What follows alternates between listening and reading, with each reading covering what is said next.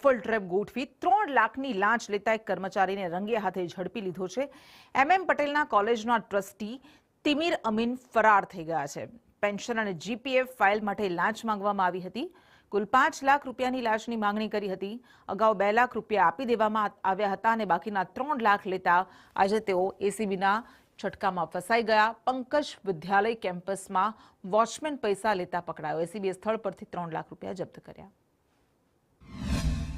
Vaidya Shri MM Patel college of education Gulbai Tekra Ahmedabad ખાતેમાં incharge principal તરીકે નિવૃત્ત થયેલ એક વ્યક્તિની પેન્શન, GPF અને રજાનું રોકડ રૂપાંતરની સારી એવી મોટી રકમ માટે તેમણે વારંવાર પોતાની ફાઇલ મૂવ કરવા માટે એપ્લિકેશનો આપેલી.